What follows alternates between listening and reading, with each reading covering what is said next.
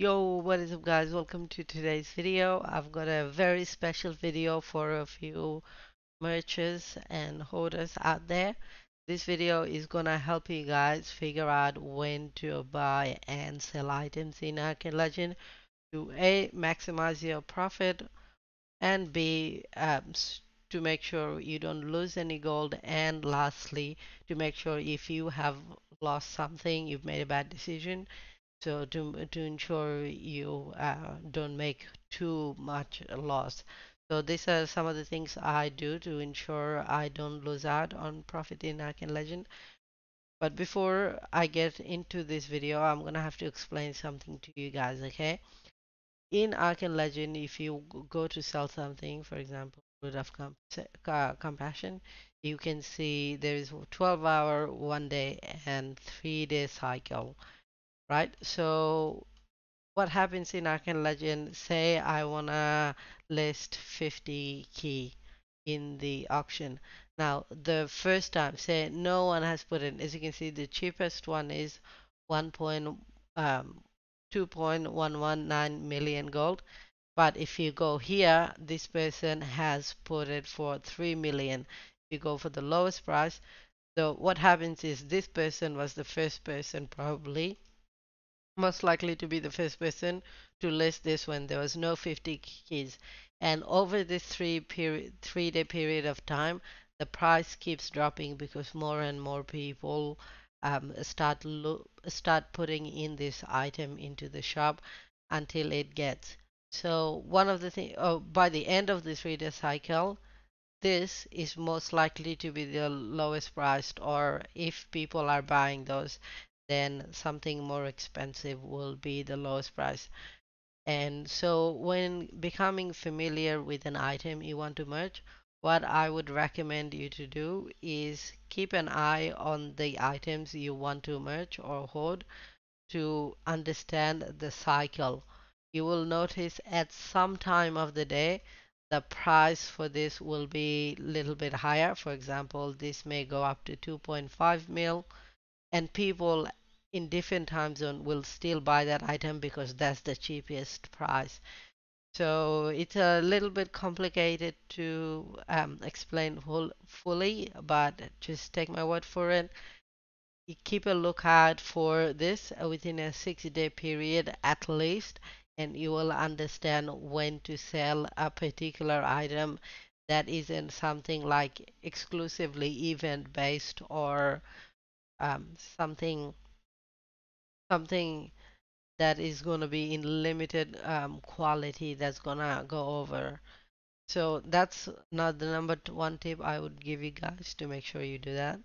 The other thing is with events, right? As you can see, we recently have the Xavier egg, and if we go here into the auction and we go into the Arcane section, you can see a lot of these eggs have prices have dropped quite significantly. If we go up, pretty much the prices are low. Now, if the event, people start buying all these things during the event because that's when they think is the cheapest. But in Arcane Legend, that's actually not the case. So while the prices for this are cheap now, it's gonna get cheaper, right? And the reason it's gonna get cheaper is because the next event that comes, people have bought all of the items they wanted to buy. So they will buy something like Necro or Glow Stick or Maria and all those sort of eggs because they think they're gonna buy these eggs cheap and sell later and make a profit. But what they don't know is by the next event comes, there's a lot of new eggs or pets and vanities and armors and weapons that come that people want. People need gold to buy those items. So when people have made the mistake of investing too much gold into the eggs because they're so cheap, and the egg is just an example, this could be any other item in the game, the prices for this go down, and that's when I will most of the time buy the items I want to buy, and that way I make sure I'm not paying too much. As you can see, Energy kits is something I buy near the end of an event because that's when they're cheapest, because leaderboard players stop running. So you kind of have to play around it to make sure you understand how the particular item works. When I started the game, I only started with merging the 51 daggers in Arcane Legend. So if we go here, when I started the merching, I used to just merge this item, nothing else. As you can see, it's very cheap now. But when I started playing, I would buy this weapon for 200k, and then I would gem it up. If when Awakening was came into the game, I'd try Awaken. But back in the day, I would just buy these items for cheap, put noble finesse gem on it or super finesse gem on it, and I'd just sell it for a higher price. That's pretty much all I did.